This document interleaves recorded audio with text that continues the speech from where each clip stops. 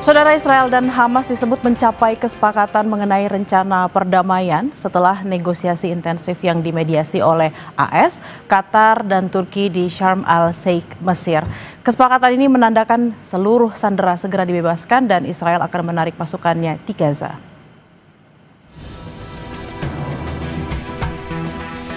Para negosiator dari Turki, Qatar, Mesir, dan Israel saling berjabat tangan sebagai penanda kesepakatan. Kesepakatan ini menandakan seluruh sandera akan dibebaskan dan Israel menarik pasukannya sebagai langkah awal menuju perdamaian. Sebelumnya pada 29 September, Trump meluncurkan 20 poin rencana untuk Gaza bersama Perdana Menteri Israel Benjamin Netanyahu. Rencana itu sebenarnya diberikan tenggat 72 jam, namun baru dicapai kesepakatan pada 8 Oktober kemarin. Hamas menerima rencana yang ditengahi AS dengan syarat perdamaian abadi dan penarikan penuh pasukan Israel dari Palestina. Usai kesepakatan damai Israel dan Hamas, Presiden AS Donald Trump berencana mengunjungi Timur Tengah akhir pekan ini, bertepatan pada saat sandera dibebaskan.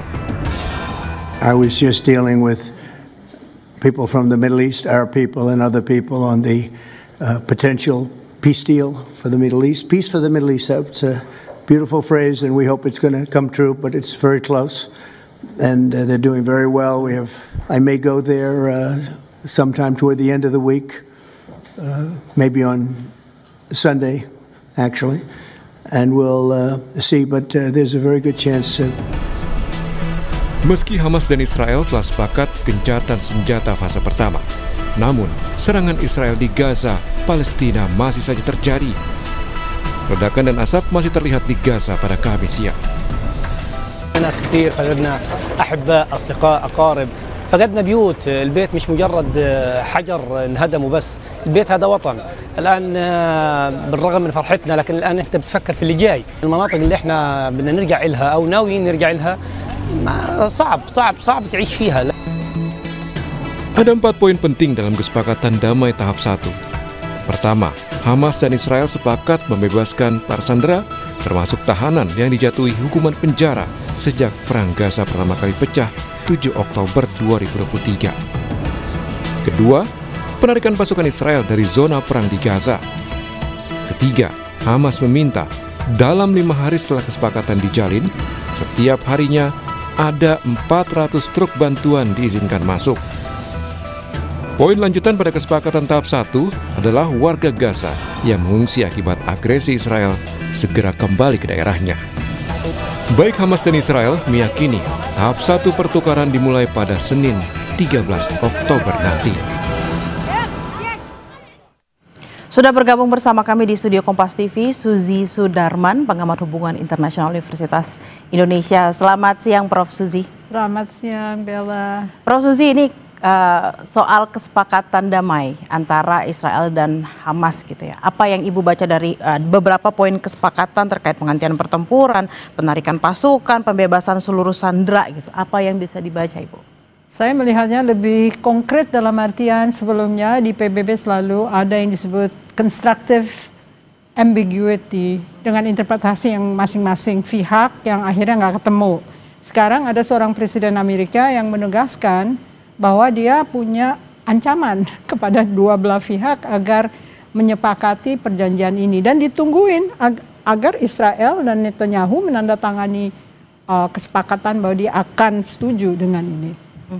Lalu terkait dengan kesepakatan ini sebenarnya Bu, apakah memang jadi kesepakatan yang adil bagi kedua belah pihak, terutama kan selama ini yang dinilai kurang diajak berbicara itu dari pihak Hamas, seperti apa Ibu melihatnya? Adil untuk Palestina tidak, adil untuk Amerika iya, karena ada potensi profit ya dari pembangunan Gaza, tapi untuk Palestinanya sendiri tidak diikutsertakan dan tidak disebut tentang two-state solution. Akhirnya, apakah ini akan damai dengan secara langgeng atau sebetulnya akan ada masalah-masalah sudahnya? Bu, kalau kita lihat dalam perundingan perdamaian ini, Amerika Serikat terutama Trump bertemunya dengan Netanyahu, kemudian bertemu dengan negara-negara mediator ini, tapi Sebenarnya Hamasnya sendiri, pihak Hamas ini tidak dilibatkan dalam perundingan ini. Apa yang bisa dilihat, Bu? Apakah memang benar bisa tercapai two state solution kalau ada satu pihak yang tidak diajak bicara? Ibu kalau mau menjawab boleh minum dulu, nggak apa-apa.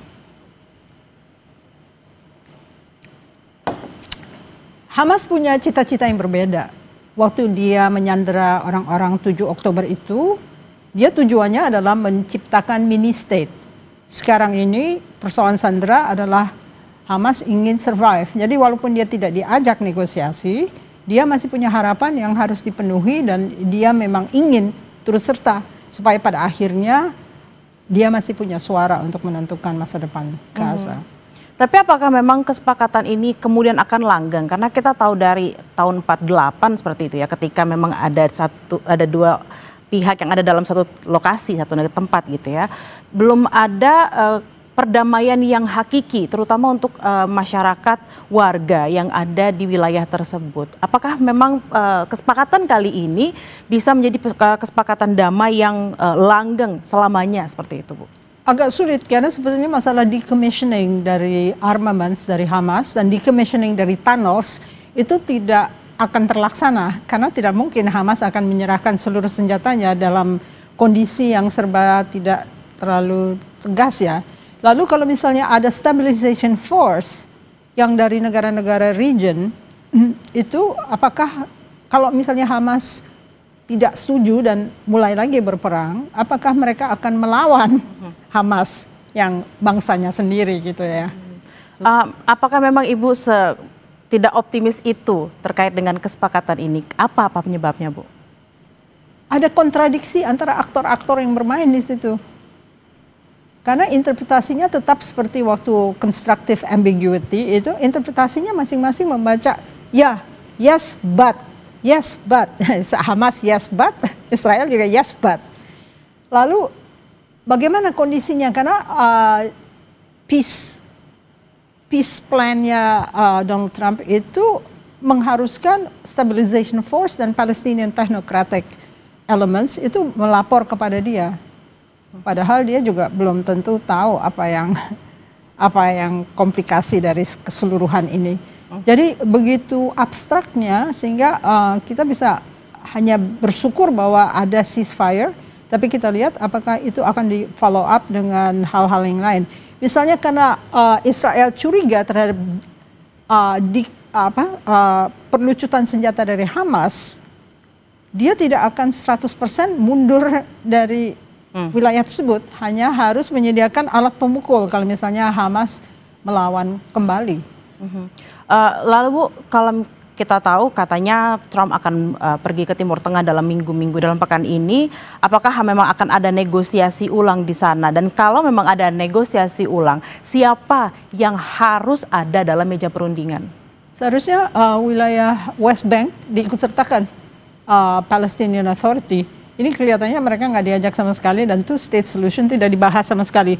Padahal yang akan kompleks adalah kondisi Khalil Al-Hayya yang menjadi negosiatornya. Dia harus bernegosiasi dengan kelompok lain, yaitu Shura Council for Hamas dan juga Azad Al-Haddad yang mengepalai military wing dari Hamas.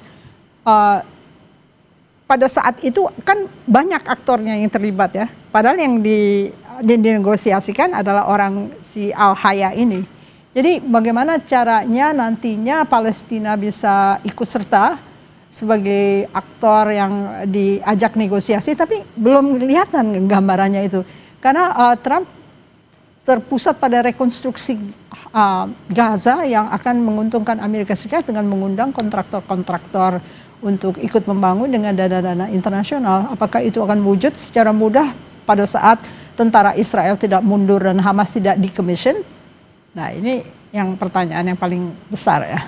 Biasanya kan memang dalam sebuah hubungan antar negara tidak mungkin ada sesuatu yang tidak didapatkan dari negara lain seperti itu.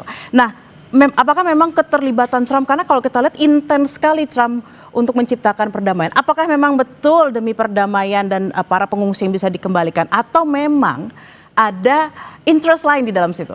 interest Trump jelas ingin mendapatkan Nobel Prize Yang harusnya hari untuk ini. perdamaian yang akan ditentukan hari ini. Bayangkan kalau misalnya Trump tidak disebutkan oleh panitia Nobel dan dia tidak mendapatkan, apakah dia masih concern terhadap isu perdamaian di Palestina? Berarti memang kalau misalnya tidak ada, let's say kita mengatakan bahwa tidak masuk nama Trump dalam Nobel perdamaian itu, ada kemungkinan concernnya Trump dalam perdamaian ini bisa berkurang. He lose interest jelas karena the main thing is to attract their attention supaya dia bisa menjadi pemenangnya karena dia bersaing dengan Obama.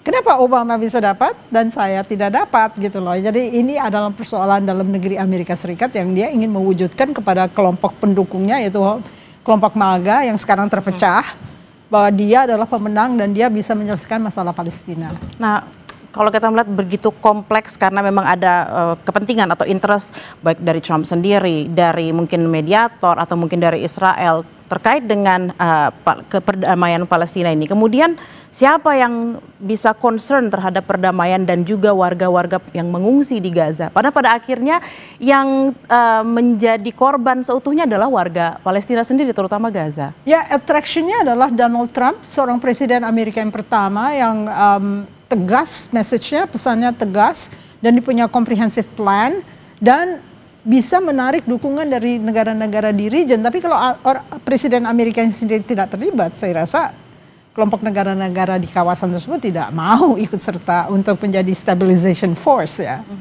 Terkait dengan kesepakatan-kesepakatan terkait penghentian pertempuran, kemudian penarikan pasukan, pembebasan seluruh sandera supaya truk bantuan bisa masuk.